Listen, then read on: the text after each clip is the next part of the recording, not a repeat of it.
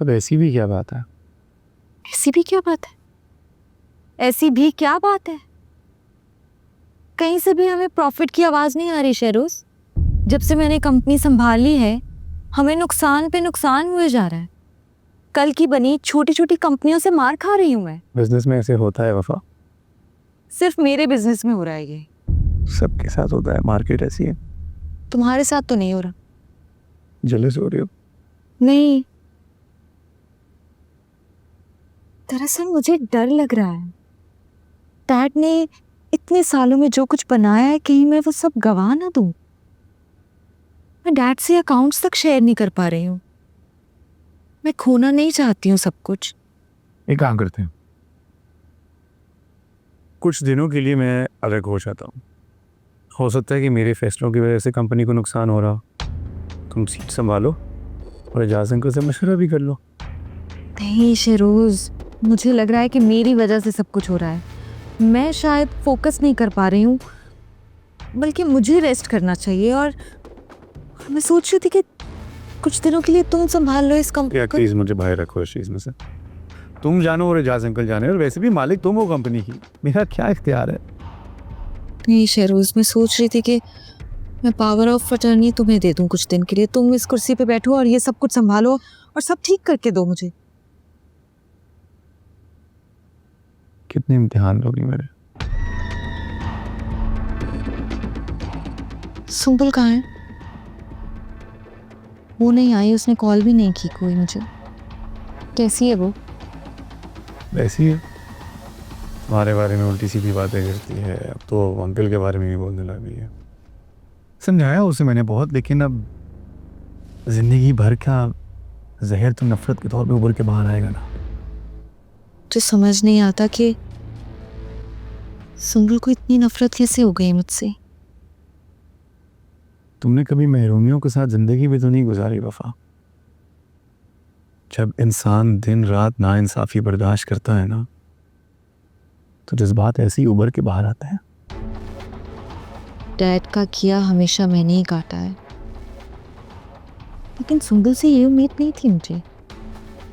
मैंने तो कभी उसके साथ कुछ बुरा नहीं किया, हमेशा मोहब्बत की। वो सब भूल गई। तुम्हारी मोहब्बत में उसे मुझसे इतनी नफरत कब हो गई मुझे समझ में नहीं आ रहा। जिस इंसान को तुमने इस काबिल ही नहीं समझा, उस इंसान को संभलना चाहा। अब ये मेरी खुशनसीबी है या बदनसीबी, समझ में नहीं आता। क्या हो गया है तुम्हें? सुम्बुल जैसी लड़की मिली है तुम्हें, इसके बाद भी ये सोच रहे हो कि किस्मत खराब है? जो चाहिए थी वो तो मिली नहीं। अब तकदीर से गिला भी ना करो। मुझे तो वही मिला जो मैं चाहती थी, लेकिन फिर भी मुझे तकदीर से गिला है। देखो, मेरी तकदीर तो बदलने वाली है। इंजाज ग्रुप ऑफ इंडस्ट्रीज का सीईओ बनने लगा हूँ यार मैं। देर है, अंधेर नहीं है। अंधेर हम लेकर आएंगे।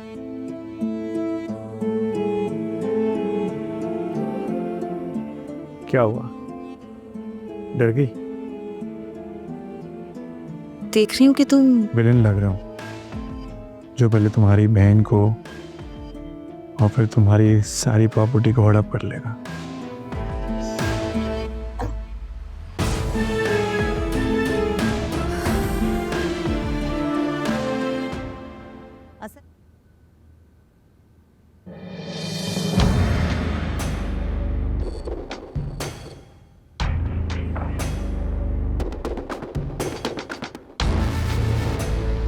कहाँ ले जा रही हो इसे? बीवी है मेरी। घर, अपने घर ले जा रही हूँ उसे। बहुत बड़ी गलती करी हो वफा। आखिर होना है एजाज दुरानी की बेटी। सारे रास्ते बंद हैं, लेकिन हठधर्मी वही की वही। अपनी जिद और अना में भूल गई कि तुम्हारे सारे बिजनेस और सारी प्रॉपर्टी मेरे पास है। रातों रात तुम बाप बेटी को सड़क पे ले आऊंगा। तुम्हें जो करना है शहरोज तुम करो। मैं भी देखना चाहती हूँ कि आखिर कितना गिर सकते हो तुम। मेरी एक बात याद रखना, मैं तो गिर के उठ जाऊंगी, मुझे गिरकर उठना आता है, लेकिन तुम जैसे झूठे और मक्कार लोग जरा सी ठोकर खाने से भी बिखर जाते हैं।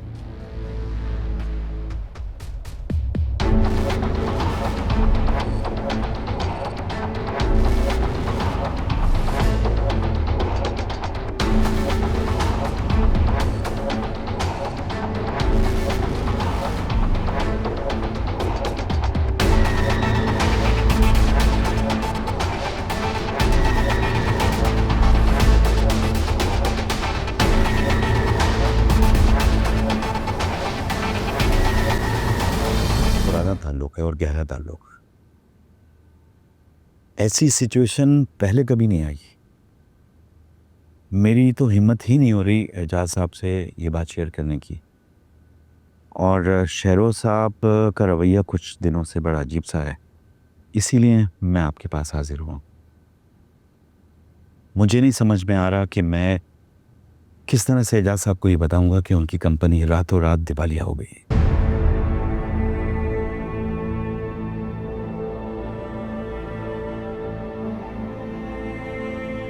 आपका कोई झगड़ा है शेरोज साहब के साथ? बुरा ना मानिएगा, आप जब उनको पावर ऑफ अटॉर्नी दे रही थी तो मैंने आपको मना किया था। मैं जानता हूँ कि आपके उनसे घरेलू ताल्लुकात हैं, लेकिन बिजनेस में कोई अपने साय पे भी एतमाद नहीं करता है। मैं इससे पहले शेरोज साहब के पास ही गया था, मगर आपसे ऑफिस में मुलाकात होगी वकील साहब, चाय पीकर जाइएगा। आपके दूसरे तलाक का नोटिस असद साहब को भिजवा दिया गया है। क्या? मगर मैंने तो कोई सिग्नेचर नहीं किए, कैसे भेज दिया आपने? शेरोज साहब ने कहा था और उन्होंने बताया था कि आपने दूसरे नोटिस पे साइन भी कर दिए हैं। शेरोज साहब अगर आपको जहर खाने को कहेंगे तो आप बिना चूचा किए जहर भी खा लेंगे। जैसे आपने नोटिस भिजवाया है, कंपनी का दिवालिया होने के बाद आप शेरोज का मैसेज लेकर मेरे पास आए हैं, इसी तरह अपना इस्तीफा भी दे दीजिएगा। या उसके लिए भी आपको शेरोज साहब की इजाजत दरकार होगी? वो आप गलत समझ रही हैं। नई जिंदगी में पहली बार मैं बिल्कुल ठीक समझ रही हूँ सबको। और बैठ जाइए, चाय पीकर जाइएगा, बहुत पुराना ताल्लुक है आपसे। इतनी बदलिहाज नहीं हुई हूं अभी।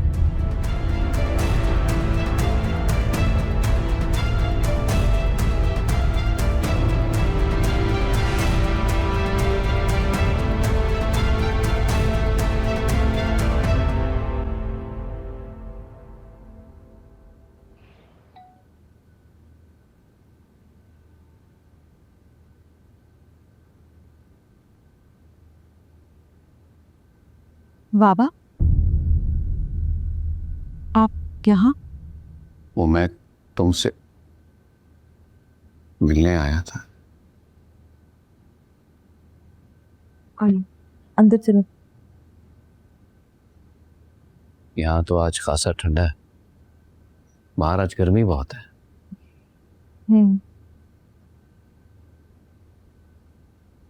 कैसे हैं मिजाज तुरानी साहब? ठीक है।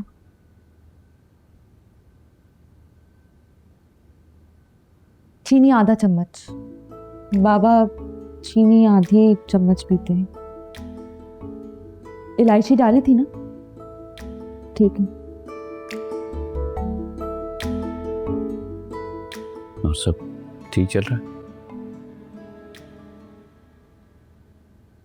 बस चल रहा है, ठीक या गलत पता नहीं।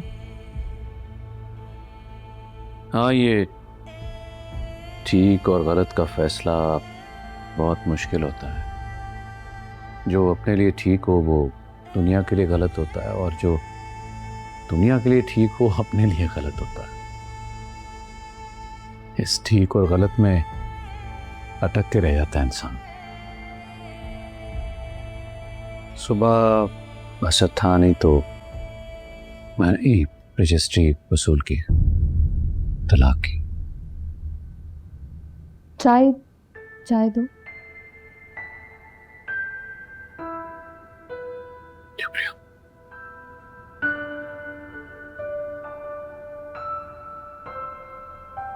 जाओ।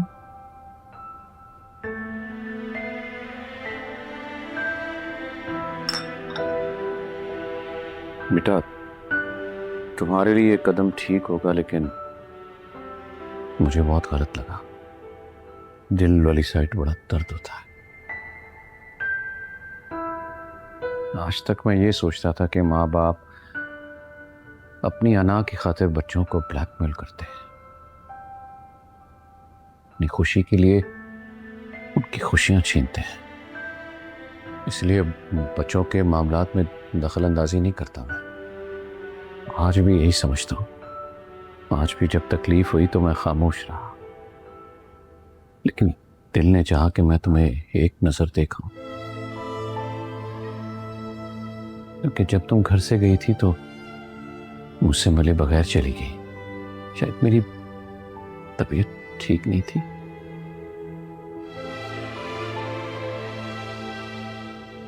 लेकिन तुमने ठीक ही किया, वरना मैं तुमसे क्या कहता, क्या सुनता। दिलों में पड़े गिरा को कोई और खोलने की कोशिश करे तो धागे टूट जाते हैं।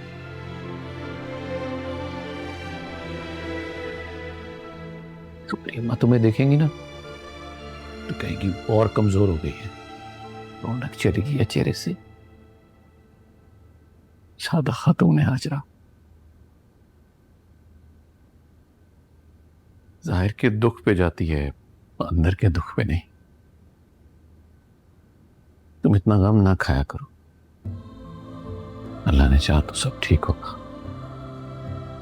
अब क्या अच्छा होगा? सब कुछ तो हाथों से जा रहा है।